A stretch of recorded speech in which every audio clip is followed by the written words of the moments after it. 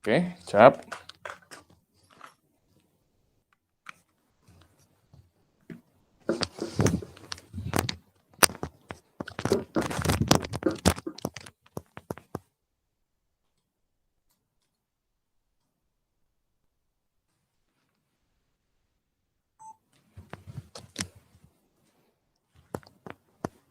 Cum. Ya Rabbi. Oke.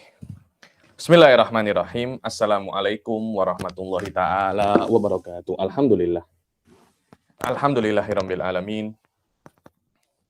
Wassalatu wassalam ala sayyidil mursalin wa ala alihi wa sahbihi wa man tabi'ahum bi ihsanin ila yaumiddin. Nawaitu ta'luma wa ta'lim wa naf'a wal intifa' wal ifadah wal istifadah wal hatha ala tamasuki bi kitabillahi ta'ala wa sunnati rasulihi wa du'a ilal huda wa dalalata alal khairi wa ibtigha'a mardatihi wa qurbihi wa subhanahu wa ta'ala. Allahumma faqihna fid din wa alimna ta'wil. Rabbi shrah li sadri wa yassir li amri wahlul 'uqdatam min lisani yafqahu qawli waj'alni waziran min ahli. Bismillahirrahmanirrahim.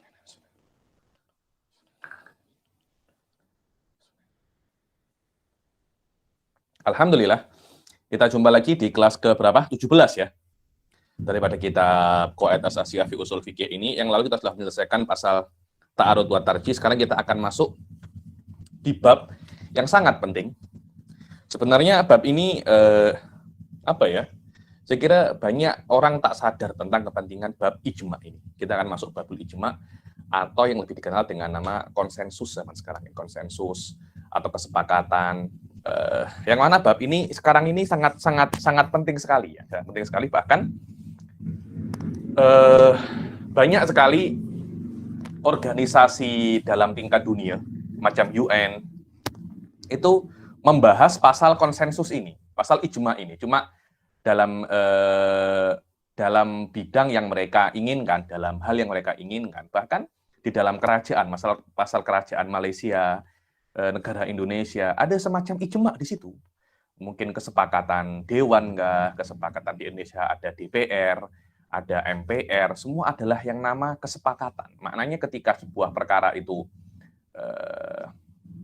disepakati, maka akan ada sebuah perubahan yang sangat besar. Perkara-perkara yang besar tidak cukup hanya dengan diperintahkan saja, kan, tetapi mesti dengan perkara yang namanya apa? Kesepakatan. Dan kesepakatan ini sudah dibahas sejak zaman-zaman dahulu ya, sejak zamannya Imam Syafi'i, ada yang namanya apa?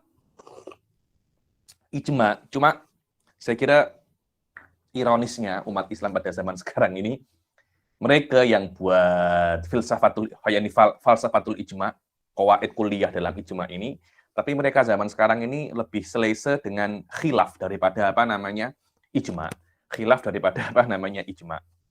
Masalah ijma ini sebenarnya sangat mendalam sekali ya. Cuma di dalam kitab ini, dalam level ini, saya akan menjelaskan tak terlampau dalam, hanya sebagai kalau saya cakap hanya sebagai poin-poin inti saja. Kira-kira apa yang menjadi masail ijma itu, poin-poin intinya, yang mana insya Allah nanti jika ada kesempatan di kitab-kitab yang lebih tinggi lagi, poin-poin tersebut yang sudah saya sebutkan akan saya dalami lebih dalam lagi, dan mungkin akan saya tambah beberapa poin yang tidak disebutkan di dalam kitab ini. Kalau Anda bisa bahasa Arab dan memahami perkataan conversation bahasa Arab, Syekh Said Foda mempunyai muhadharah pasal ijma ini 2,5 jam kira-kira, hampir 2 jam atau 2,5 jam lebih, 2,5 jam lebih, 2 kali pertemuan beliau. Ketika itu beliau muhadharah di Jami'ah Urduniyah, pasal ijma, yakni mafahim amah tentang ijma, apa itu ijma, kemudian masail-masail secara mukhtasar tentang ijma, kemudian bagaimana mauqif beberapa ulama-ulama muasirin, beberapa ulama kontemporer tentang ijma. Karena ijma ini penting sekali, ijma ini. So, ini jangan kalian lupakan ya, ijma ini walaupun kita pelajari di dalil nomor 3, kan kita kitab dulu, kemudian sunnah, baru ijma. Walaupun dia di dalam pelajaran itu nomor 3, tapi min haitsu dalalahnya dia nomor 1. Dia nomor 1. Jadi kalau ada kitab bertentangan dengan ijma, yang menang ijma. sunnah bertentangan dengan ijma, yang menang apa namanya ijma, apalagi kias bertentangan dengan ijma, masih yang menang itu adalah siapa namanya, yang menang adalah apa? Ijma. Ijma ini walaupun dia itu nomor 3, tapi daripada aspek dalalahnya itu dia yang paling kuat. Ini yang menurut saya banyak orang itu tidak paham. Loh, kenapa Habib kok ijma itu nomor 1? Anda mesti paham ya, sekejap lagi secara umum, maka saya jelaskan mahiyatul ijma itu macam mana. Kalau ada sebuah kesepakatan, ada sebuah hukum yang mana hukum itu disepakati oleh para ulama, dimisalkan oleh Syed Muhammad di sini nanti kahurmati sholah bil hadas. Orang itu kalau dalam keadaan berhadas haram untuk sholat bil ijma. Ini adalah dalil mujma alaihi. Lah, dalil mujma alaihi tidak akan ada sebuah hukum yang dalilnya itu ijma, kecuali para ulama sudah melihat dalil-dalil terhadap hukum ini daripada segala aspeknya. Jadi kalau ada ulama itu mengatakan hukum ini haram bil ijma, maknanya di dalam situ ada kitab, ada sunnah, ada kias, dan dalil-dalil yang lain. Jadi ada satu ulama namanya ulama Azri, Mujtahid Azri, tengok dalil ini menuju ke sebuah hukum. Haram sholat bil hadas. Kemudian Amar tengok dalil lagi bahwa sunnah, hukumnya juga sama.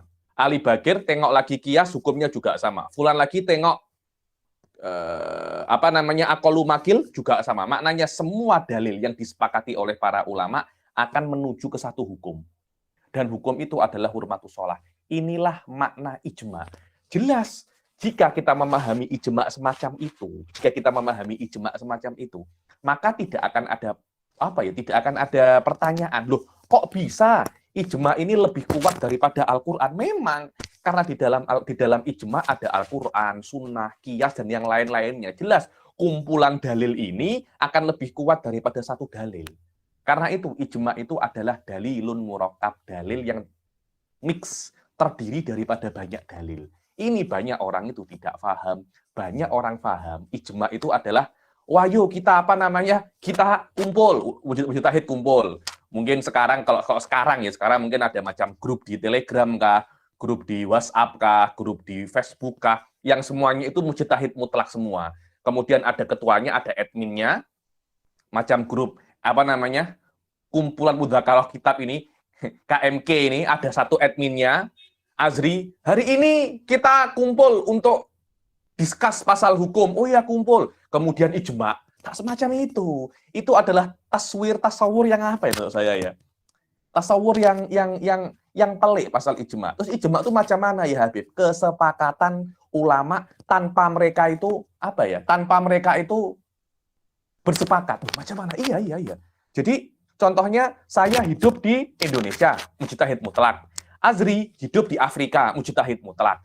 Siapa itu namanya? Ammar hidup lagi di Amerika, mujtahid mutlak. Kami membahas hukum yang sama dengan dalil yang berbeda-beda, tapi kami sampai di dalam satu hasil. Itu namanya ijma. Saya mengatakan bahasanya, daripada aspek Quran, sholat dengan hadas haram. Oh, ini juga daripada aspek hadis, sholat hukum itu haram.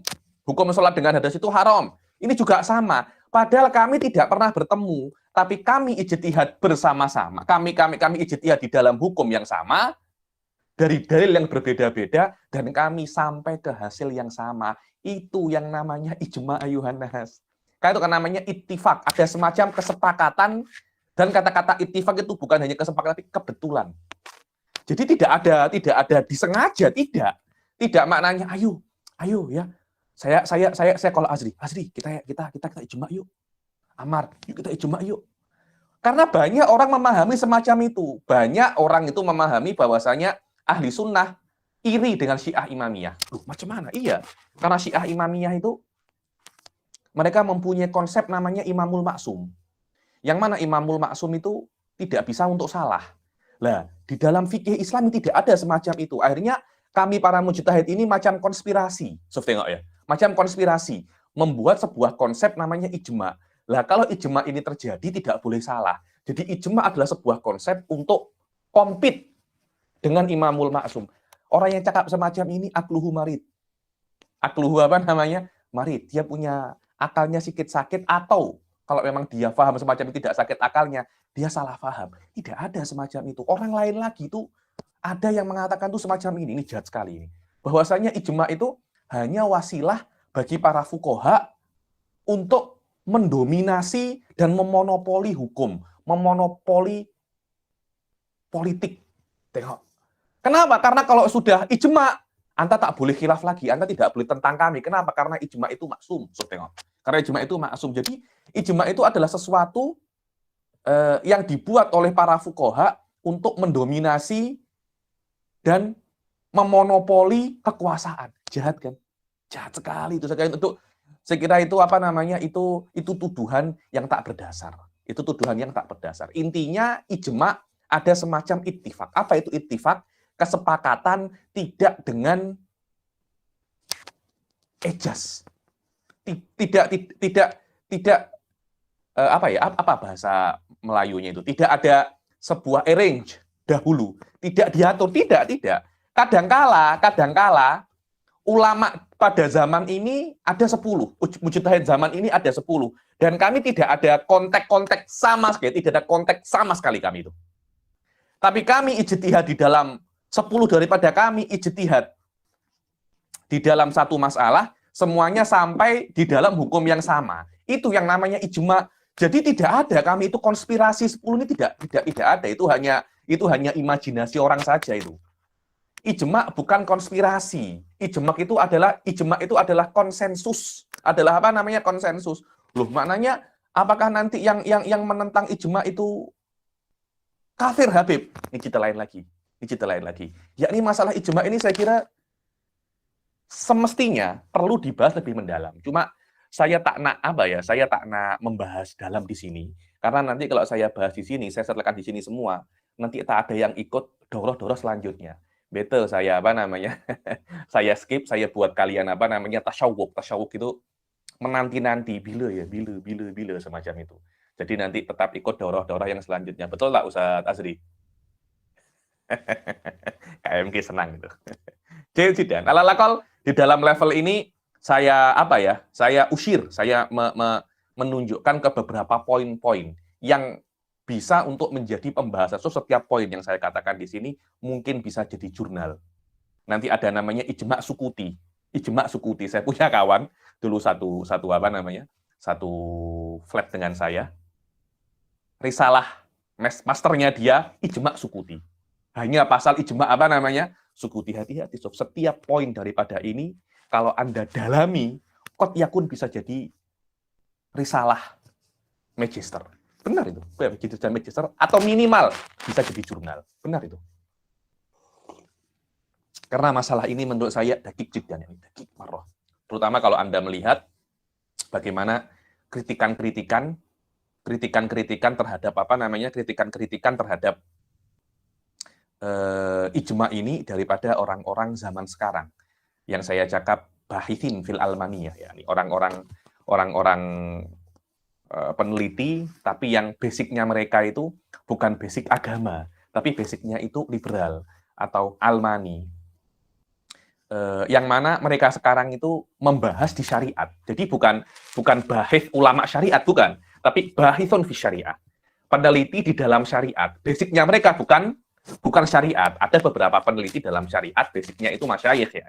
Basicnya orang pondok, basicnya orang-orang kampus. Tapi ini bukan. Ini basicnya bukan kampus syariat, bukan pondok, tapi basicnya liberal. Basicnya plural. Basicnya orang-orang yang mustasyrikun, orientalis. Yang mana lil asaf mereka pada zaman sekarang mungkin lebih baik dalam research daripada masyayikh yang beberapa masyayikh pada zaman sekarang, ya. Ini lil asaf, ya, karena dengan ghaibahnya ilmu kalam, mantik, dan ilmu usul fikih yang menurut saya akut. Alhamdulillah zaman sekarang ini sudah mulai bangkit sedikit demi sedikit. Anda akan tengok dalam Facebook, dalam medsos, ilmu kalam, ilmu mantik, ilmu usul fikih mulai naik balik, walaupun sedikit. Semua itu tak lepas daripada andil besar daripada Syekh Said Foda dan madrasahnya di dalam membumikan lagi ajaran-ajaran yang penting sekali untuk tampak lagi di sahah ahli sunnah wal jamaah. Ala kulin, saya tak nak terlampau panjang pasal muqaddimah ini, langsung saja al-ijma'. Al-ijma' fil lughah huwa al-azm. Ijma' dalam bahasa Arab adalah al-azm. Mana azm ini keinginan. Kama fi qaulihi ta'ala fa'ajmi'u amrakum, seperti di dalam ayat fa'ajmi'u amrokum, yakni ajmi'u maknanya kumpulkanlah atau tentukanlah perkara kalian. Apa? Wafil istilah ittifaq, ittifaq. Di dalam istilah apa? Istilah usuliyin tentang masalah ijma'. Apa itu ijma'? Ittifaqu kulli mujtahidi ulama il-fiqh. Ittifaq. Ada semacam ittifaq, ada semacam kesepakatan, dan mesti ya kesepakatan ini tidak direncanakan sebelumnya. Wadah ya, tidak direncanakan sebelumnya, bukan ada konspirasi.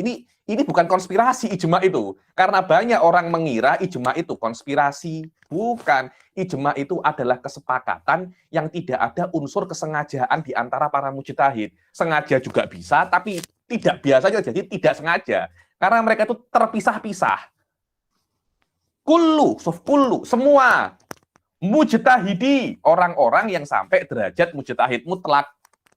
Dan mesti mujtahid mutlak itu mujtahid mutlak di dalam fikih, bukan mujtahid mutlak di dalam nahwu. Ada mujtahid mutlak di dalam nahwu, kemudian dia bersepakat di dalam hukum hurmatul sholat bil hadas. Tidak ada gunanya itu, tidak ada gunanya. Ijma ini hanya khusus untuk ulama fikih yang muktabar saja, bukan ulama-ulama selain fikih. Ini ulama di dalam bidang nasi lemak. Ijma di dalam masalah hukum fikih tak ada gunanya. Khilaf anta tidak dianggap, ijma Anda juga tidak dianggap. Dalam masalah ini wujuduka keadaan. Adanya anta seperti tidak ada. Biasa, ini kan masalah pakar kan. Anda kalau tengok hatta di dalam masalah kedokteran, ada yang namanya SOP mujma alaihi. Anda ini corona, apa SOP yang mujma alaihi? Karena itu kan ada WHO. Untuk apa itu? Itu semuanya untuk perkumpulan, untuk ijma semua itu. Cuma ijma di dalam bidang kesehatan. Ada lagi NATO. Apa itu NATO itu? NATO adalah perkumpulan di dalam bidang militer. Semua itu ada. Hampir sekarang rata-rata organisasi terbina atas ijma. Kenapa? Karena tanpa ijma tidak mungkin akan diambil keputusan besar. Susah. Karena itu lil asaf umat-umat Islam ini apa ya, saya tengok ya, umat-umat Islam ini orang yang yu'assis sufadal masalah ijma ini bukan ada setahun 2 tahun, sejak zaman Imam Syafi'i tahu. Orang yang pertama yu'assil mas'alatul ijma Imam Syafi'i, yang adalah abad kedua Hijriah. Abad kedua atau abad apa? Ya abad kedua Hijriah. Imam Syafi'i 150 sampai 205. Yakni abad kedua Hijriah, masalah ini sudah mutajallim, sudah zahir inda ulama isyar kifkanu yakni kan ulama kibar, yakni benar-benar mereka fahim hadil masalah. Sekarang kita itu lebih selesa tengok pasal khilaf pasal ini, khilaf pasal itu. Wala haula wala quwata illa billah. Ittifaqu kulli, semua mujtahidi ulama il fikih min ahlil asr. Di ahlil asr, di zaman ini, di satu zaman. Di satu zaman. Jadi contohnya pada abad ke-10 Hijriah. Ada 10 mujtahid. Lah, untuk terjadinya ijma 10 mujtahid ini semuanya kena cakap hukum yang sama. Walaupun mereka tidak pernah jumpa. Walaupun mereka tidak tahu terjadi ijma, tidak ada masalah. Karena mungkin yang mengetahui terjadi ijma itu murid mereka atau generasi setelah mereka. Setelah diteliti, Imam Nawawi datang, contohnya atau imam setelahnya datang, tengok bahwasanya, ternyata dalam masalah ini ada ijma di abad ke-10. Yang mana ketika itu saya teliti ada 10 mujtahid di dalam abad ke-10 Hijriah, semuanya cakap pasal perkara yang sama. Itu namanya terjadi ijma. Ketika sudah terjadi ijma, tidak boleh untuk khilaf sama sekali. Mujtahid, Anda kan cakap bahwasanya di abad ke-10 ada 10 mujtahid. Mungkin Habib, ada mujtahid ke-11 yang Habib tidak tahu. Tidak mungkin itu.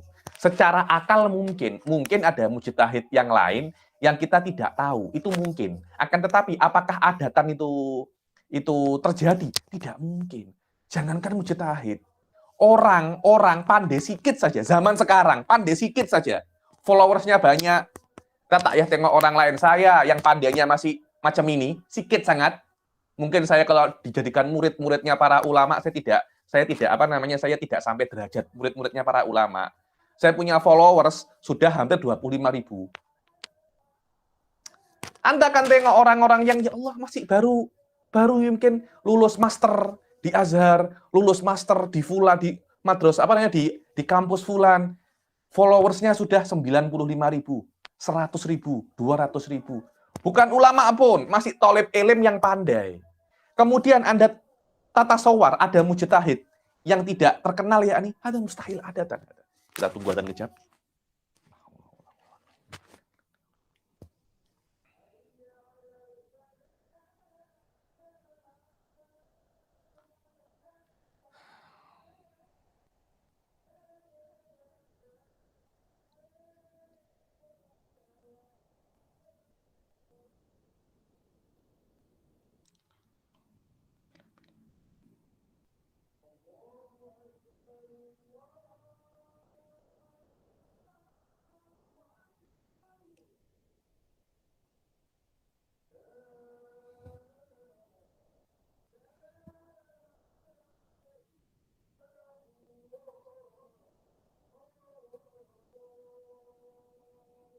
La ilaha illallah Muhammadur Rasulullah.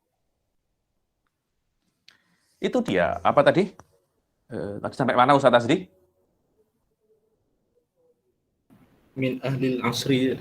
Min ahlil asri, yakni tidak mungkin ketika satu orang itu mengatakan bahwasanya mujtahid hanya ada 10. Ada kemungkinan, itu kan mungkin mujtahid yang Habib tahu hanya 10. Mungkin ada mujtahid yang Habib tidak ketahui loh. Kemungkinan itu memang ada, tapi secara ada itu mustahil itu. Tidak mungkin ada mujtahid tersembunyi. Karena orang sampai dalam derajat mujtahid itu tidak dengan dia itu duduk di rumah, belajar sendiri, tak pernah jumpa orang, mustahil. Mujtahid mesti yukhalitun nas, yukhalitul ulama. Ketika dia itu pandai, gurunya pasti tahu. Saya itu student yang 100 lebih ini, saya tahu mana yang pandai, mana yang sering tanya. Ketika orang tanya, saya tahu pertanyaan ini yang anfahmihi amla. Saya tuh boleh tahu. Nanti kawan-kawannya, ketika di dalam satu kampus ada satu kawannya itu pandai, pasti orang itu tahu. Oh ini orang ini bukan orang biasa. Makul kemudian tiba-tiba ada mujtahid tidak diketahui dan meninggal tanpa ada yang tahu, mustahil. Kalau memang semacam itu, ketahuilah dia itu bukan mujtahid. Mujtahid lah bukan yudhir nafsah. Karena itu tidak ulama-ulama zaman dahulu itu jangan Anda kira mereka itu darawish. Darawish itu orang yang tinggal di rumah sendiri, tak pernah kumpul orang, makan, sholat di masjid, balik lagi, macam itu terus sampai mati. Tak ada ulama semacam itu. Anda tengok semua ulama, pasti mereka itu pasti mereka itu ada semacam ikhtilat dengan nas. Mereka pasti menasihati sultan. Tengok Abi Ishaq Asy-Syirazi. Dulu penasihatnya, loh ada apa? Oke. Dulu itu penasihatnya. Oke. Dulu itu penasehatnya para khalifah pada zamannya. Tengok Abu Hanifah, tengok siapa itu namanya Abu Yusuf, tengok Imam Syafi'i dulu itu yukholitun nas, Imam Asy'ari kif kana, yukholitun nas. Tidak ada ulama-ulama itu diem di rumah, tidak ada semacam itu. Pasti mereka akan diketahui kalau mereka itu ulama. Jadi ide bahwasanya ada mujtahid tidak tampak, mungkin aklan, mustahilun adatan. Karena kita tahu pada zaman sekarang, jangankan mujtahid, orang pandai sikit je. Famousnya innalillahi wa inna ilaihi raji'un. Famous sangat, Masya Allah. Viral. Yang tak pandai pun viral. Zaman sekarang yang tak pandai pun viral. Bayangkan pada zaman ini ada mujtahid mutlak. Disembah itu. Disembah mungkin. Sudah macam Nabi. Pandai sikit saja sudah Masya Allah sekarang. Karena itu kan, mujtahidi ulama il-fiqih min ahlil asr. Di dalam zaman tertentu. Di dalam zaman terjadinya masalah yang khas. Contohnya kalau sekarang kalau ada mujtahid mutlak di dunia ini, pada zaman ini ada 5 mujtahid mutlak. Semuanya sepakat di dalam masalah apa namanya Bitcoin. Dalam masalah apa namanya Bitcoin. Semuanya cakap haram. Sudah, masalah Bitcoin ini mujma' alaihi. Contohnya ini contoh ya. Saya tidak pernah research pasal Bitcoin dan saya tidak pernah tengok. Cuma beberapa ulama saya tanya yang tahu tasawurnya Bitcoin, semuanya itu mengatakan hukumnya apa namanya haram. Ketika ada 5 mujtahidil mutlak mengatakan bahwasanya Bitcoin ini haram, sudah keharaman Bitcoin ini menjadi apa namanya mujma' alaihi. Tidak boleh ulama-ulama setelahnya untuk mereview ijma ini. Bukan maknanya mereview boleh. Review boleh, tapi berpendapat selain haram tidak boleh. Loh, kenapa Habib? Maknanya mereka itu maksum ya. Setiap satu tidak maksum. Tapi kalau berkumpul semuanya itu akan maksum. Kenapa? Karena hadis Rasulullah Shallallahu Alaihi Wasallam, la tajtami'u ummati ala dholalah. Karena umatku itu tidak akan apa namanya berkumpul di dalam sebuah kesesatan. Kalau umat-umat setelahnya menyalahkan ijma ulama sebelumnya, maka akan menjadikan ulama-ulama sebelumnya itu semuanya sesat. Dan ini bertentangan dengan Rasulullah Shallallahu Alaihi Wasallam. Karena itu ijma ini menurut saya sangat penting sekali, lebih penting daripada apa yang kita kira. Setelah saya baca-baca lagi masalah ijma, ajib ada syai' azim, ada syai' azim. Cuma kita tak apa namanya kita tak sadar pun. Min ahlil asri, min ummati Muhammadin Shallallahu Alaihi Wasallam. Dari umat Rasul Shallallahu Alaihi Wasallam. Maknanya ijma ini ismatul ijma, kemaksuman, kesepakatan para ulama pada sebuah zaman itu hanya khusus untuk pada zaman Rasul Shallallahu Alaihi Wasallam. Selain pada zaman Rasul kita tidak tahu. Ulama mengatakan bahwasanya ismatul ijma hanya khos bagi zaman Rasul Shallallahu Alaihi Wasallam. Selain zaman Rasul tidak ada. Kenapa? Karena dalam hadis la tajtami'u ummati ala dholalah. Ba'da wafati nabiyha. Setelah meninggalnya Rasul Shallallahu Alaihi Wasallam. Ini mas'alatun min masailil ijma. Maknanya kalau ijma pada zaman Rasul tidak dianggap ijma. Kenapa? Karena di zaman Rasul kan banyak sahabat kan. Sahabat ini semuanya ada mungkin 10 orang mujtahid. 11 dengan Rasul. Kalau 10 cakap A, Rasul tak cakap, atau Rasul cakap B, yang menang Rasul. Kalau 11-11-nya ini plus Rasul cakap A semuanya, maka hujah bukan daripada ijma, tapi daripada qaul Rasul Shallallahu Alaihi Wasallam. Ini adalah pendapatnya Sayyid Muhammad. Akan tetapi, wallahu a'lam, pendapatnya Syekh Said Foda tak semacam itu. Dan pendapatnya Syekh Said Foda aqwa dalam masalah ini. Karena dalil, dia akan tetap dalil bila-bila. Tidak ada pengkhususan dalil, itu tidak ada. Maknanya Al-Quran tetap dalil pada zaman Rasul dan setelah zaman Rasul. Hadis tetap dalil pada zaman Rasul setelah zaman Rasul. Qiyas tetap dalil pada zaman Rasul dan setelah zaman Rasul. Ijma pun juga sama. Dalil pada zaman Rasul dan setelah zaman Rasul. Tidak ada dalil itu mukhassas, tidak ada. Oh, ijma ini hanya dalil setelah zaman Rasul. Tidak ada. Ijma akan dalil pada zaman Rasul dan setelah zaman Rasul. Maknanya jika terjadi ijma pada zaman Rasul dan Rasul salah satu daripada yang mujmi'in itu, maka pada masalah itu ada 2 dalil. Qaulur Rasul wal ijma. Ini adalah apa namanya? Ini adalah pendapat al-mu'tamad yang menurut saya kuat ini. Alal aqal indi ada. Antara ikut saya atau ikut Sayyid Muhammad tidak ada masalah. Karena dua-duanya apa namanya bersandar terhadap perkataan para ulama pada zaman dahulu ya. Dan ini bukan hada mas'alatun min masailil ijma. Bukan aslun min usulil fikih hada mas'alatun min masailil ijma. Ba'da wafati Nabi sallallahu alaihi wasallam ala hukmil hadisah. Terhadap satu hukum perkara. Hukmil hadisah ini mesti hukum hadisah ini perkara ya. Hadithah ini perkara yang baru terjadi, itu namanya hadithah. Sekarang tidak dikatakan hadithah, istilah sekarang, perkara yang masih fresh, macam Bitcoin, itu kan perkara yang hadithah. Kan? Perkara yang tidak ada kemudian terjadi pada zaman ini, yang dulu tidak ada Bitcoin, kemudian ada. Maka ulama-ulama membahas tentang hukum Bitcoin, Lah, Bitcoin itu zaman dahulu namanya hadithah, zaman sekarang bukan nama hadithah. Lafadz yang dipakai menggunakan nazilah. Karena itu kan, hukum masalah kontemporer dinamakan nawazil, fikhun nawazil. Dulu kami di Akof belajar fikhun nawazil itu 4 semester. Fikhun nawazil di dalam ibadat, muamalat, kemudian jinayat, dan selanjutnya. Ada sekitar 4 semester kami belajar apa namanya fikhun nawazil itu. Bukan namanya fikhul hawadits, bukan, tapi fikhun nawazil. Hadisah itu istilahnya para ulama zaman dahulu. Istilah sekarang namanya apa? Nawazil. Bila-bila kena tahu istilah-istilah di dalam fikih. So, antum ini apa ya? Belajar usul fikih ini untuk kecap ulama-ulama terdahulu. Agar mengetahui ulama-ulama terdahulu dan untuk bisa masuk ke gelanggang ulama-ulama zaman sekarang. Minimal istilah-istilah ini kita mesti tahu. Apa itu namanya nawazil. Karena untuk blend ke ulama-ulama zaman sekarang ini juga penting.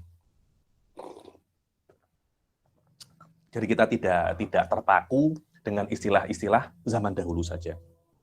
Wal murad bil ittifaq al ishtirak fil i'tiqad awil qaul awil fi'il awil sukut awil takrir. So, tengok. Maknanya kan dalam istilah itu kan ittifaqu kulli mujtahidi ulama il fikih. Apa itu murad bil ittifaq? Al ishtirak, ada semacam titik temu, berkongsi di dalam keyakinan. Perkataan, perbuatan, diam, atau takrir. Takrir itu setuju. Nah, semua kalau ada kesepakatan di dalam 5 perkara ini dikatakan apa namanya? Dikatakan ijma. Walaupun daripada mereka itu tidak ada arrange, tidak ada ejaz. Jadi semuanya berakidah sama, walaupun mereka tidak ada kesepakatan dahulu, tidak ada arrange dahulu. Kemudian, saya punya ternyata keyakinan saya sama dengan keyakinan anta. Maknanya keyakinan ini ijma. Ada lagi satu perkara namanya al-maklum minadin bidorurah. Ini beza ya. Apa bezanya? Beza. Al-maklum minadin bidorurah, dia itu levelnya di atas ijma. Dahsyat Habib. Memang dahsyat. Kenapa? Karena al-maklum minadin bidorurah itu adalah perkara yang awam pun boleh paham. Yang awam pun apa namanya? Boleh paham. Ada beberapa masalah yang dikoh dalam maklum minadin bidorurah. Maknanya maklum minadin bidorurah ini muassisatun atau muassisun li fahmil awam. Bukan dia dikatakan maklum minadin bidorurah karena awam memahaminya, bukan. Tapi secara tasamuh saya boleh mengatakan bahwasanya ketika awam mengetahui ini adalah tanda-tanda perkara itu al-maklum minadin bidorurah. Contohnya, sholat 5 waktu itu wajib. Itu bukan ijma. Itu al-maklum minadin bidorurah. Ijma macam mana? Ijma adalah perkara-perkara yang sedikit susah. Yang awam mungkin tidak paham, tapi ulama semuanya sepakat di dalam satu pendapat. Contohnya adalah haramnya sholat tanpa adanya wudhu. Saya beri lagi contoh yang lebih mudah ya. Bintul Ibn ma'al Benet mendapat sudus. Jadi kalau ada orang mati meninggalkan bintun wa bintul Ibn. Bintun mendapat setengah, anak perempuan mendapat setengah, cucu perempuan daripada anak laki-laki mendapat 1/6. Lah, bintul Ibn ma'al Benet mendapat 1/6 itu mujma' alaihi. Ini perkara yang cukup susah. Tapi menurut para ulama dalilnya ini jelas. Awam tidak paham, semua ulama paham. Karena itu mengingkari ijma dosa, fasik, tapi tidak kafir. Mengingkari al-maklum minadin bidorurah kafir. Kenapa? Karena al-maklum minadin bidorurah Anda ketahui perkara ini daripada Rasul. Sholat 5 waktu daripada Rasul. Confirm tidak ada labes, tidak ada keraguan. Seperti Rasul mengatakan, sholat 5 waktu itu wajib, tidak wajib, wajib, tidak. Anda kafir. Macam itu. Kenapa? Karena mengingkari al-maklum minadin bidorurah, Anda mendustakan Rasul. Karena itu, mengingkari al-maklum minadin bidorurah itu kafir. Kenapa? Karena ada takdzibur Rasul. Rasul mengatakan wajib kok. Tidak wajib. Aku Rasul loh. Aku cakap itu wajib. Tidak wajib. Ya sudah. Maknanya Anda mendustakan saya sebagai sebagai Rasul. Ijma tak semacam itu. Ijma itu mungkin orang-orang awam tak tahu kalau itu ijma ya. Maka dia tidak boleh Dia tidak boleh untuk maka kalau seumpamanya dia mengingkarinya, dia tidak kafir. Mungkin fasik diberitahu dulu. Anda tidak boleh melakukan ini. Ini mujma' ala hurmatihi. Oh, macam itu. Iya.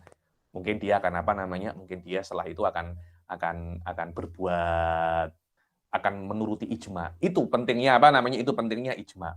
Dan para ulama kalau berijtihad pada zaman dahulu, di antara syaratnya tidak boleh bertentangan dengan ijma. Bukan maknanya Anda tidak boleh untuk meneliti ijma, boleh, tidak ada masalah. Contohnya masalah orang berijtihad ya, orang berijtihad. Saya mujtahid, saya berijtihad. Apakah haram sholat tanpa wudhu? Saya berijtihad. Sebelum saya berijtihad, saya kena cek dulu, apakah masalah ini ada ijma atau tidak. Loh Habib, bagaimana cara Anda mengecek? Banyak, ada beberapa kitab itu mengumpulkan ijma. Di antaranya adalah kitab Ijma Ibnul Mundir, ada. Dan kitab ijma yang paling dakik, yang paling bagus adalah kitab ijma yang dikarang oleh Imam An-Nawawi, Ijma'atun Nawawi. Atau tak tahu ya, Imam Nawawi itu mempunyai beberapa ijma dan itu dikumpulkan oleh beberapa ulama, dikumpulkan dan diberi nama kitab ijma Imam Nawawi. Saya lupa kitab itu dikarang oleh Imam Nawawi sendiri atau dikumpulkan oleh orang-orang yang istiqra kitab-kitabnya Imam Nawawi, kemudian ketika Imam Nawawi mengatakan di sini ada ijma, beliau kumpulkan menjadi satu kitab, namanya Ijma Imam Nawawi. Dan ijma yang paling best adalah ijma yang dinukil oleh Imam Nawawi. Kenapa? Karena Imam Nawawi kalau menukil ijma biasanya memang dakik, sangat teliti sekali dan tidak memasukkan ijma kepada selain ijma, begitu pula sebaliknya. Saya sebelum berijtihad, saya kena tengok kitab-kitab itu dulu.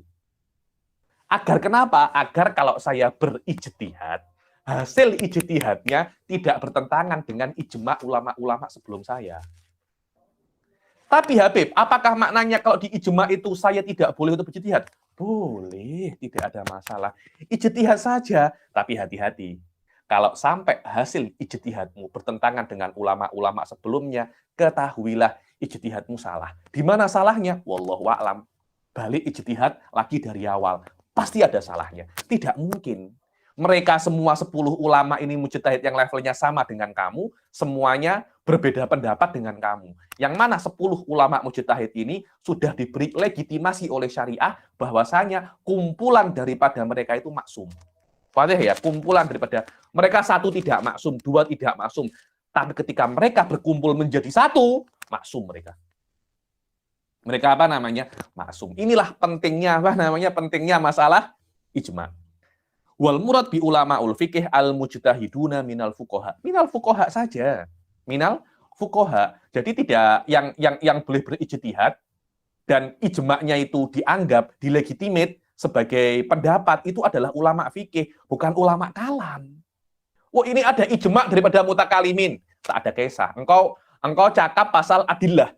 Pasal adillatul wujudillah, tidak ada masalah. Engkau cakap pasal haramnya Bitcoin. Maaf, bukan gelanggangan tak. Saya mutakalim, Habib, saya usuluddin. Usuluddin urusannya dengan filsafat, urusannya dengan dalil wujudillah, dengan sifat-sifat Allah, bukan dengan Bitcoin. Maknanya Anda bukan pakar di sini. Macam orang dentis, nah ijma di dalam pasal kandungan. Bukan urusan, saya dokter, iya, tapi Anda dentis.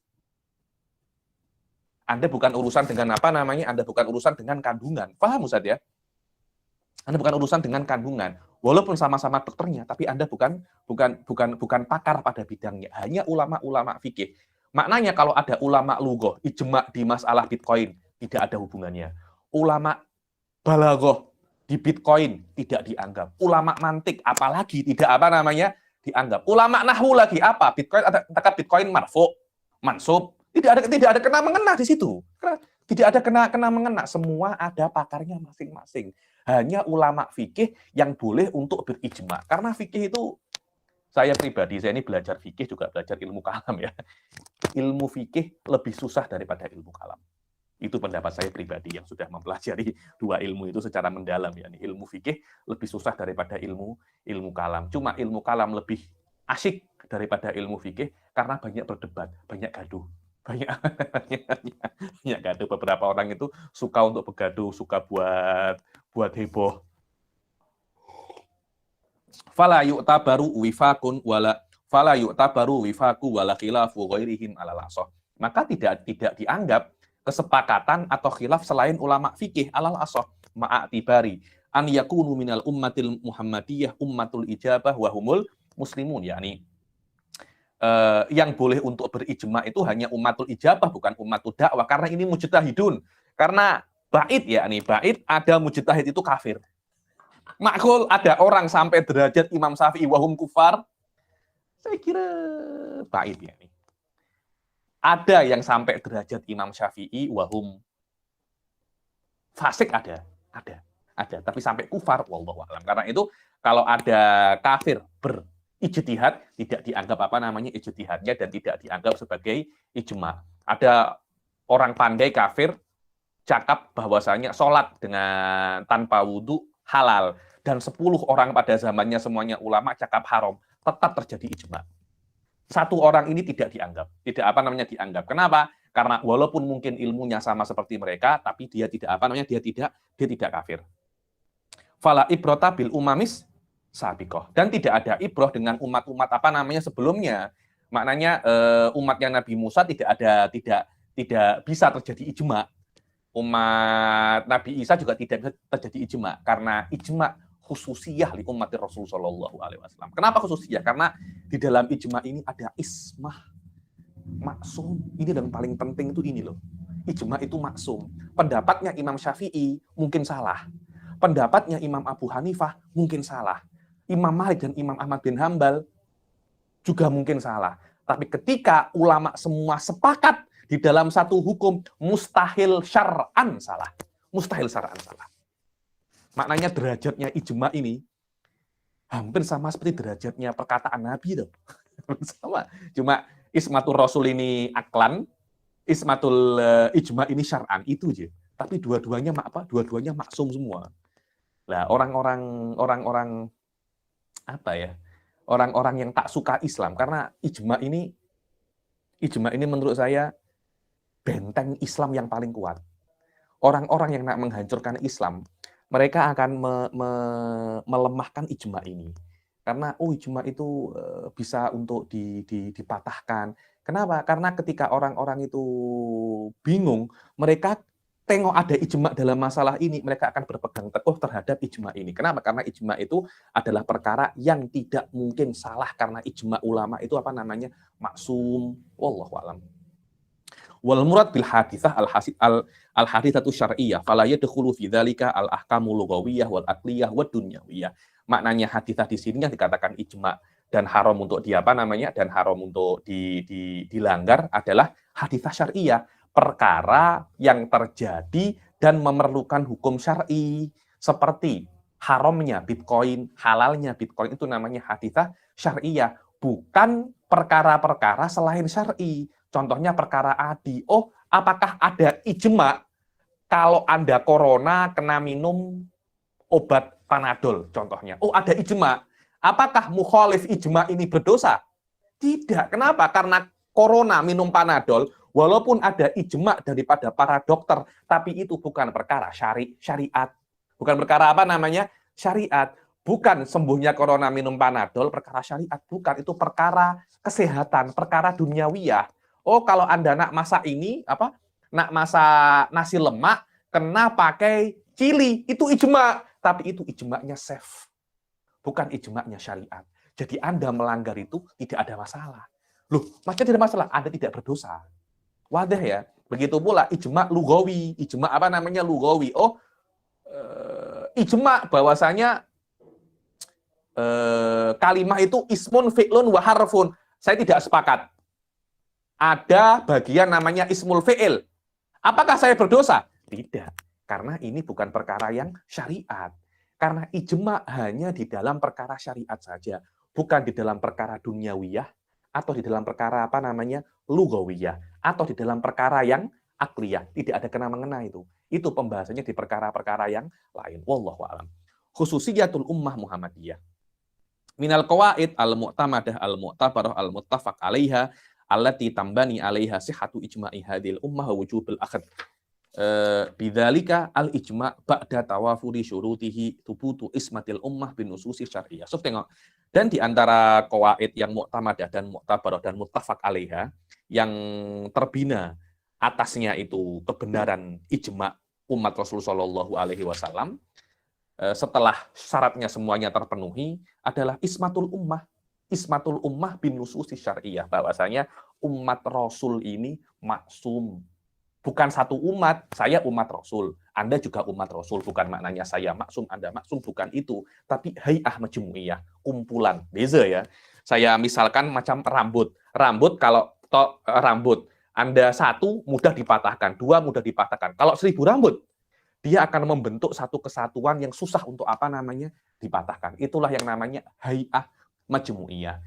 Umat Rasul kalau sudah berkumpul dan menentukan satu satu madhab, satu pendapat, maka pendapatnya itu maksum. Pendapatnya maksum dan tidak mungkin salah. Makna umat Rasul di sini bukan semua orang, hanya ulama mujtahid, dan bukan mujtahid calang-calang, namanya mujtahid mutlak. Maknanya kalau ada di sebuah kerajaan ada 7 mufti Habib di kerajaan itu. Kalau 7 mufti itu semuanya sepakat, maknanya ijma'. Tidak. Ini bukan di dalam satu negara yang khas, tapi di dalam satu dunia. Dalam satu dunia. Kalau satu dunia semua sepakat di dalam keharaman Bitcoin, maka menjadi ijma'. Kalau satu negara, satu kerajaan sepakat haramnya Bitcoin, bukan ijma' itu, bukan ijma'. Mungkin dipakai sebagai hukum dalam negara itu, tapi tidak menjadi ijma' yang tidak boleh dilanggar. Sekiranya negara lain berpendapat lain, tidak ada masalah. Kenapa? Karena masih belum terjadi ijma'. Karena untuk menjadi ijma', semua ulama satu dunia kena sepakat. So, tengok, semua ulama satu dunia kena sepakat. Dan ada beberapa dalil ya. Beberapa dalil, sekejap lagi Said Muhammad akan menyatakan dalil syar'i. Dalil syar'i. Syekh Said menukil daripada At-Tawdih, matan daripada Tawdih itu. Syekh Said mengatakan kitab Tawdih karangan Sadrus Syariah, syarahnya pula Tangkih Sadrus Syariah, syarahnya pula Sadrus Syariah At-Tawdih yang dihasyiai oleh Sayyid Wasa'ad. Setiap kitab yang ada hasyiah yang dihasyiai oleh Said Syarif Al-Jurjani, Wasa'duddin At-Tiftazani, hati-hati. Kitab itu bukan kitab calang-calang. Setiap kitab semacam itu. Kalau Anda tengok, kitab ini ada hasyiahnya siapa? Apakah ada hasyiahnya Sa'duddin Tiftazani atau Said Syarif? Jika salah satu daripada ulama itu menghasyiahkan sebuah kitab, hati-hati, kitab bukan kitab calang-calang. Apalagi kalau dua-duanya menghasyiai. Maknanya kitab itu kitab yang kitab yang sangat hebat sekali. Saya mengatakan kitab Tawdih ini min aqwa kitab usul fikih alal itlaq. Alal itlaq.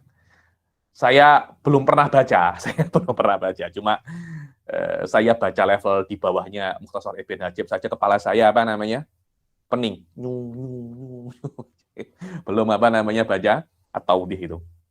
Di dalam Tawdih saya Foda menukil ada satu dalil akli tentang ijma' yang intinya bahwasanya Allah menjelaskan semua hukum yang ada di syariat, yang ada di dunia. Dan Islam itu sempurna. Islam itu sempurna. Jayid. Ketika 10 ulama dalam sebuah zaman mengatakan hukum Bitcoin itu haram, dan seharusnya dalam Bitcoin itu ada hukum. Kalau dalam Bitcoin tidak ada hukum, maknanya syariat tidak sempurna. Di dalam Bitcoin mesti ada hukum. Dan kalau Bitcoin tidak ada hukum, Islam tidak sempurna. Jadi, tahu dari mana hukum itu? Daripada ulama. Kalau ulama sampai salah semuanya menghukumi Bitcoin, maknanya di dalam Islam ada masalah. Karena Allah tidak menjelaskan hukum Bitcoin. Kenapa? Karena semua ulama salah dalam memahami hukum Bitcoin. Yang mana hukum Bitcoin ada di dalam nususus syariah. Syekh Said Foda mengatakan bahwasanya kalau memang ada dalil akli, qot'i tentang ijma', bihadza aqul. bihada akun. Ini secara global ya. Ada beberapa muqaddimah, 4 muqaddimah atau 5 muqaddimah untuk sampai di dalam masalah ini. Cuma intinya apa yang saya sampaikan. Insya Allah detailnya saya dengar kitab-kitab setelahnya. Ini dalil aklinya. Dalil naklinya apa? Dibilang dalil naklinya apa? Dan majoriti para ulama mengatakan bahwasanya dalil adanya ijma itu syar'i, nakli. Maknanya ijma itu hujah bukan dari akal, tapi dari syariat. Dari mana? Dari Quran was sunnah. Qalal ulama min khosa'isi hadhil ummah tubutu ismatiha bisyara' anil ijtima' alal khata'. Dan di antara keistimewaan umat ini adalah tubutu ismatiha. Mereka itu maksum. Mereka nabi kah Habib? Astagfirullahaladzim. Mereka bukan nabi. Nabi itu satu. Ini adalah ummah semuanya. Kumpulan daripada mujtahid. Hay'ah majmu'iyah. Kumpulan daripada mujtahid itu maksum. Sekarang ini ada yang namanya majma'. Ada namanya majma' fikih. Di Kuwait ada, di Saudi ada. Itu bukan ijma'. Itu adalah kesepakatan sebuah organisasi. Kesepakatan sebuah organisasi tidak dikatakan ijma'. Ijma' itu kesepakatan seluruh ulama dunia. Baru dikatakan itu adalah apa namanya ijma'.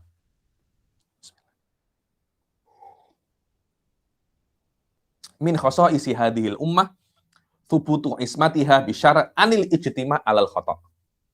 Bilang di antara keistimewaan umat Rasulullah Shallallahu alaihi wasallam itu adalah ada subut, ada dalil yang menyatakan mereka itu maksum dengan syariat, dengan kitab wa sunnah. Mereka maksum dari apa? Mereka tidak akan sepakat di dalam kesalahan. Tidak mungkin. Semua ulama salah tidak mungkin. 1 ulama salah mungkin, 2 ulama salah mungkin, 3 ulama salah mungkin. Semua ulama salah, mustahil syar'an. Mustahil syar'an. Tahu dari mana Habib? Dari kitab wa sunnah mengatakan semua itu. Wa fil Qur'anil aziz ma yadullu ala dzalik wa minhu qauluhu ta'ala wa kadzalika ja'alnakum ummatan wasatan ay udulan. Dan di dalam Al-Qur'an ada yang menunjukkan apa itu? Wa kadzalika ja'alnakum ummatan wasatan. Begitulah kami jadikan Anda itu umat yang wasat. Apa itu udul? Udul itu maknanya baik, adil, tidak mungkin semuanya itu apa namanya? Salah.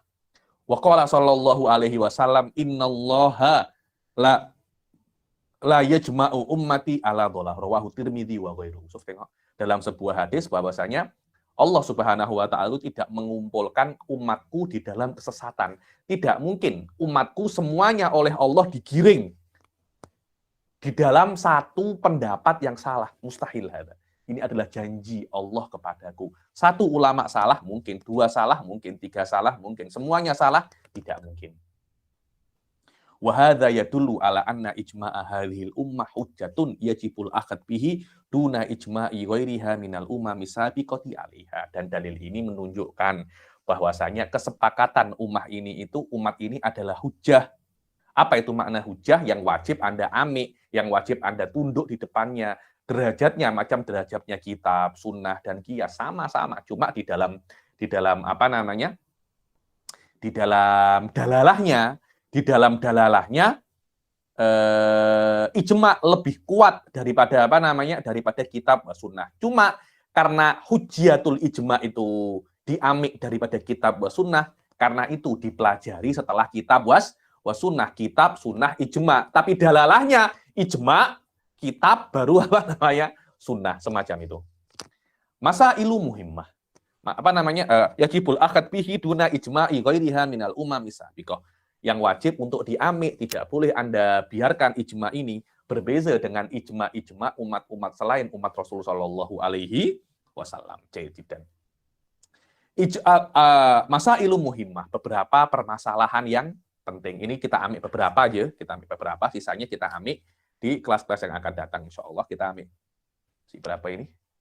Jadi kita amik 1 aja. Al-ula al-ijma' hujjatun fi kulli asar. Ijma' itu adalah hujjah di setiap zaman. So, malah di setiap zaman, hatta di zaman Nabi. Ijma' tetap apa namanya? Hujjah.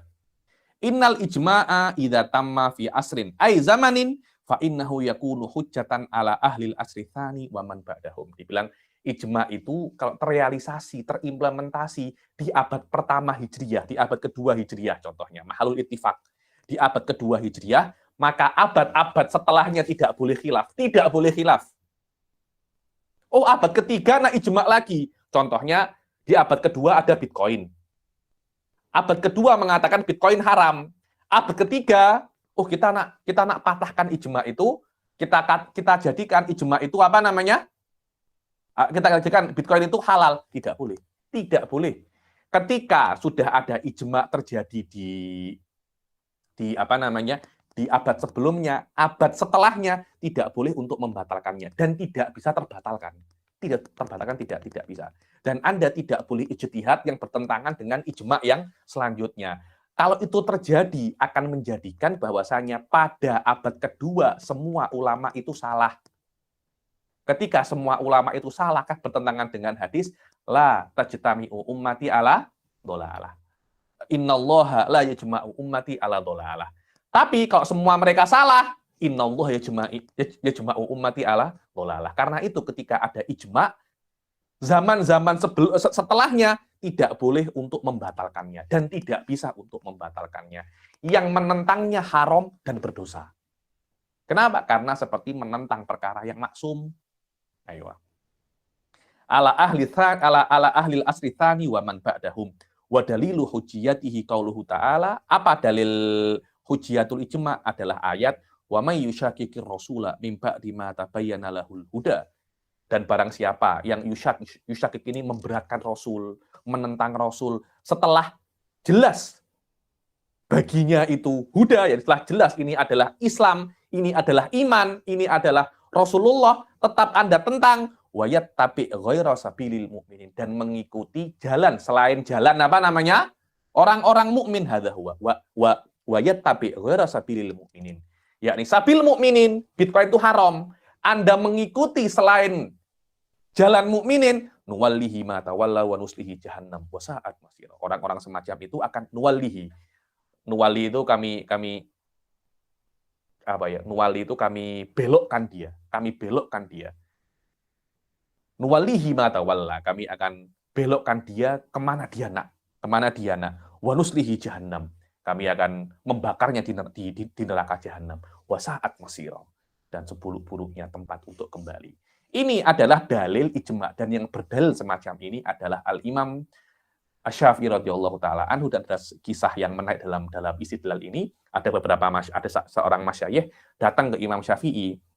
Wahai Imam Syafi'i, bahwasanya engkau mengatakan bahwasanya ijma itu hujjah. Apakah kamu mempunyai dalil daripada kitab wa sunnah yang menguatkan pendapatmu ini? Imam Syafi'i berpikir, amhilni mudah, tolabal muhlah. Yakni Imam Syafi'i meminta waktu. Beri aku waktu untuk cari dalil dari kitab wa sunnah tentang apa yang aku katakan. Jahit. Umhiluka salasata ayyam. Aku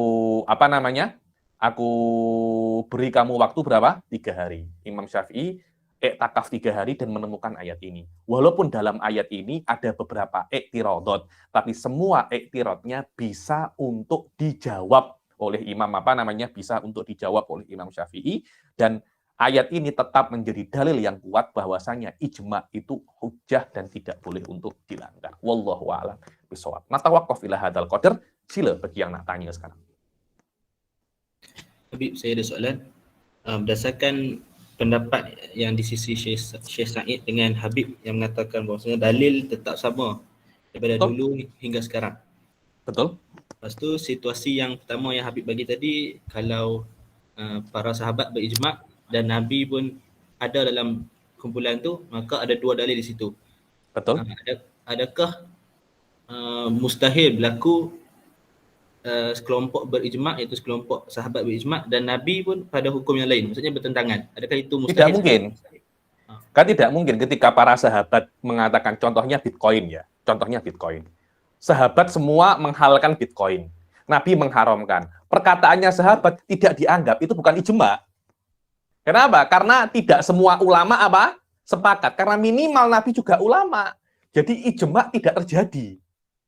Dan ketika tidak terjadi ijma, ini kayak pertentangan antara ulama dan Nabi. Jelas ulama tidak akan bisa mengalahkan Nabi. Tapi kalau semuanya sepakat dalam satu hukum, ada kalam akhir. Di dalam masalah Bitcoin maknanya ada hadis Rasul mengharamkan Bitcoin, dan di situ juga ada ijma sahabat dan Rasul mengharamkan apa namanya Bitcoin. Wahada takriban saya Said pernah menukil ini daripada Imam Amir Muhammad Al-Amir tuh sahibul apa namanya Hasyiah. Siapa itu namanya Hasyiah ala Ittihaful apa namanya Jartu Tauhid itu apa? Hasyiah ala Ittihafil Murid. Ayo. Bahwa fi'lan yani bahwa karena yang saya tahu dalil itu mutorid. Taksisus dalil yaj'aluhu ghaira dalil. Taksis dalil menjadikan dalil itu sendiri bukan dalil. Karena itu bertentangan terhadap hakikat dalil itu sendiri. Karena dalil itu mutorid. Ketika dia dalil, ada madlul. Ketika ada dalil tidak ada madlul, ada yakdah fi mahiyatid dalil. Wallahu a'lam. Ayo. Habis satu soalan lagi. Adakah berdasarkan pendapat yang tadi itu kait pada ta'rif dalam kitab ni ba'da wafati nabiha ni ada khilaf? Memang ada khilaf tadi itu. Itu adalah mas'alatun min masailil ijma'. Majority kitab-kitab disebutkan semacam itu, bahwasanya ijma' hanya dilegitimasi setelah wafatnya Nabi. Jadi kalau ada ijma' sebelum wafatnya Nabi tidak dianggap ijma'. Hadza mas'alatun min masailil ijma'. Sebagian cakap seperti yang dikatakan oleh Said Muhammad, sebagian besar juga cakap seperti yang dikatakan oleh Syekh Said Foda. Wahana lebih lebih sesuai terhadap apa yang Syekh Said Foda. Bukan karena saya muridnya, tidak, karena wahwa aufaq ya, wahwa aufaq dengan mahiyatud dalil. Wallahu a'lam. Silakan. Assalamualaikum Habib. Waalaikumsalam. Mau nanya tentang takbir ini Habib. Duna ijma'i ghairiha minal umami sabiqah 'alaiha. Ya. Maksudnya Kenapa gimana? itu? Maksudnya Maksudnya bagaimana? kalau ada ulama-ulama pada zaman dahulu, contohnya ulama pada zaman Nabi Musa. Contohnya di zaman Nabi Musa ada Bitcoin. Semua ulama pada zamannya Nabi Musa mengatakan Bitcoin itu haram. Apakah pendapatnya itu maksum daripada kesalahan? Apakah mungkin semua ulamanya Nabi Musa itu, ulamanya kaumnya Nabi Musa itu salah? Mungkin. Ijma' ulama selain umat Rasul bisa salah. Ijma' semua ulama umat Rasul mustahil salah. Itu maksum. Itu maksum semacam itu. Hadza huwa. Paham? Tapi Habib di takrif Ya. ijma' itu kan katanya setelah zamannya Nabi Muhammad. Loh iya, setelah zamannya Nabi Muhammad itu ijma' yang maksum. Sebelum hanya ijma' kesepakatan itu, ijma' kesepakatan itu bisa terjadi bila-bila. Bisa terjadi zamannya Nabi, pada umatnya Nabi, dan bisa terjadi pada umatnya selain Nabi. Betul apa tidak? Di zamannya Nabi Musa kan ada yang namanya ahbar, pendeta-pendeta, ulama-ulama. Kan mereka juga bisa untuk ijma'. Tidak ada masalah. Faham? Faham, Ustaz? Iya, paham. Aywa. Apakah ijma'nya ulama-ulama pada zamannya Nabi Musa itu mungkin untuk salah?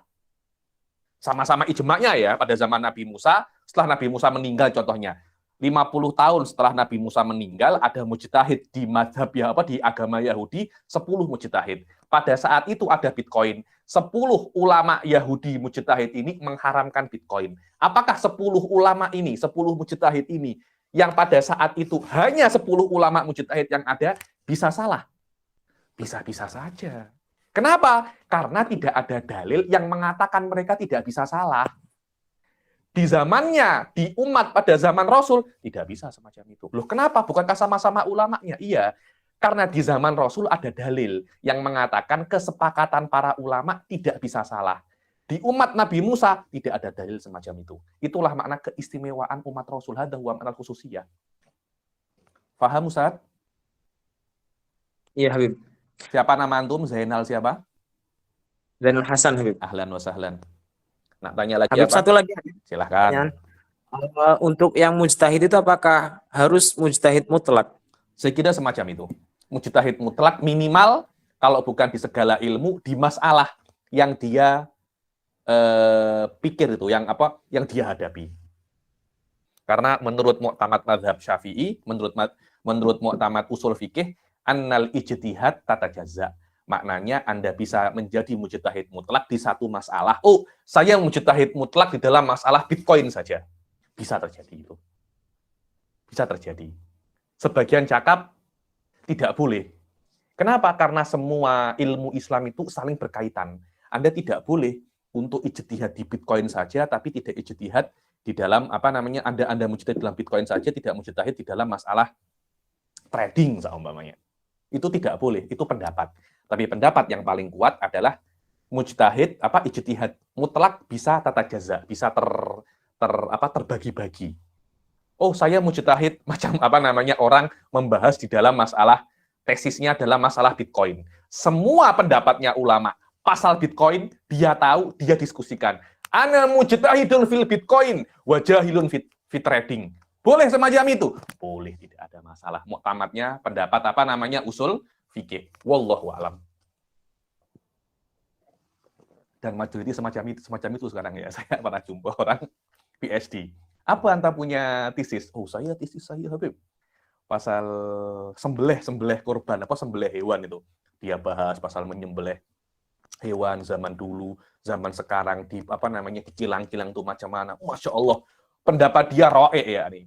Saya tanya yang lain pasal nazar, tak tahu. Maknanya anta mujtahidun di dalam sembelih, wajahilun fi ghairihi. Wajahilun fi ghairihi. Subhanallah, dunia ini adalah dunia. Wallahu a'lam. Silakan. Boleh tanya Habib? Ya, silahkan. Siapa ini? Ya, Assalamualaikum. Saya Giri Habib. Ahlan wa sahlan Pak Giri. Jerman oke? Terkendali? Alhamdulillah ya. Terkendali, aman. Saya mau tanya Habib tentang ijma yang Ahlussunnah wal Jamaah yang kalau di NU itu kan sudah jelas di asasnya di ART-nya itu ya, yang akidahnya Asy'ari Maturidi, terus fikihnya bermadhab, terus bertasawuf. Apakah itu juga produk ijma? Dan kalau itu benar ijma, termasuk ini ya yang di Muktamar Ahlussunnah wal Jamaah yang di Cehnya itu juga sama ininya saya kira Ahlussunnah wal Jamaah. Itu ijma di dalam definisi Ahlussunnah wal Jamaah. Saya kira itu wallahu a'lam masuk dalam kategori ijma itu.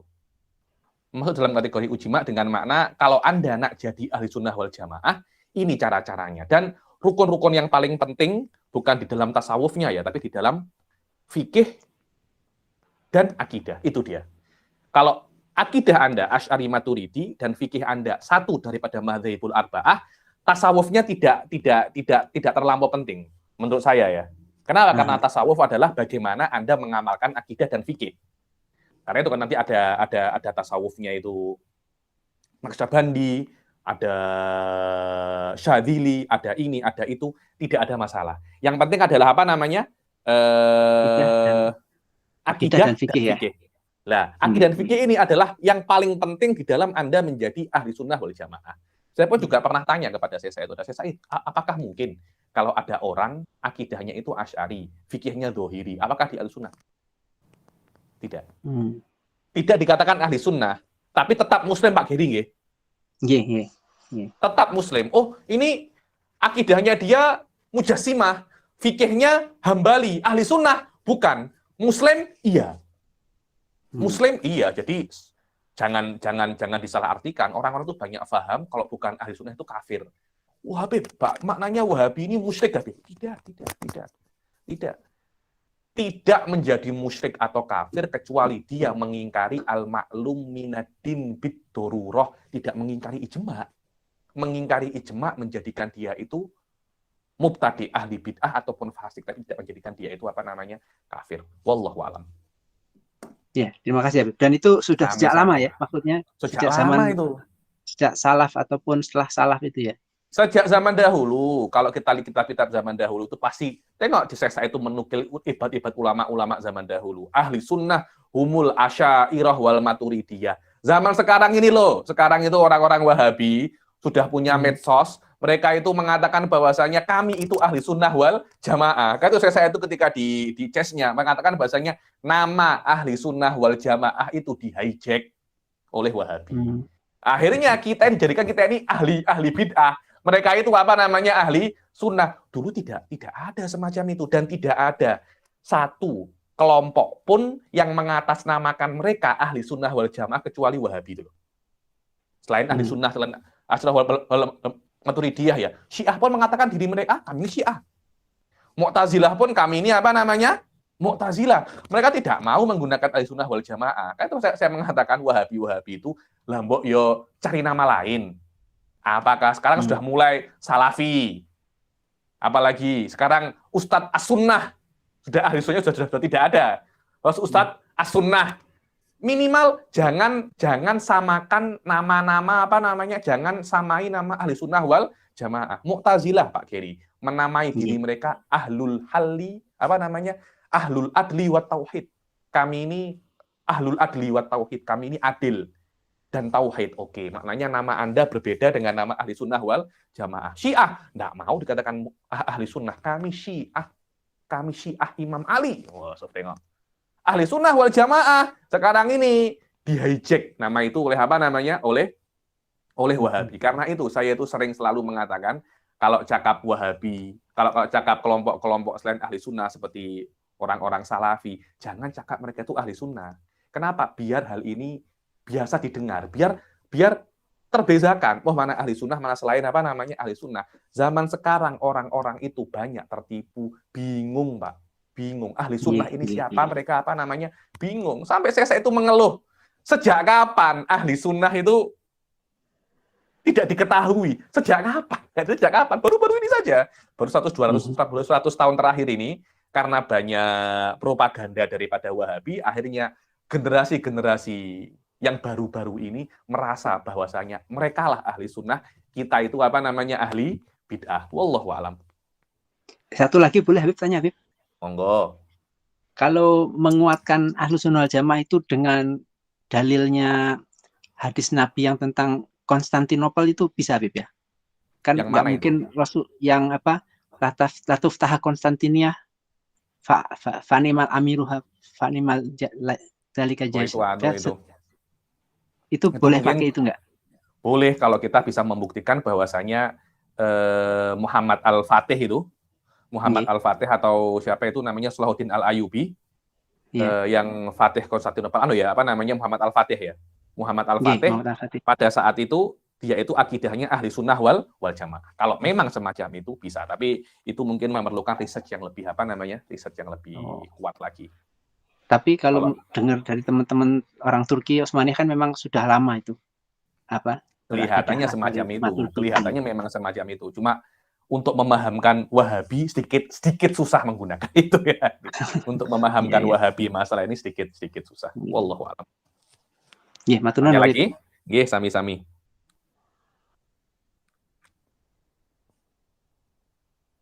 Apalagi? Sudah? Cukup? Saya kira tak ada. Tak ada? Oke lah. Soalnya kita jumpa di kasus yang akan datang. Kita akhiri sampai sini. Wabillahi taufiq wal hidayah. Waridha wal inayah. Assalamualaikum warahmatullahi taala wabarakatuh. Waalaikumsalam warahmatullahi wabarakatuh.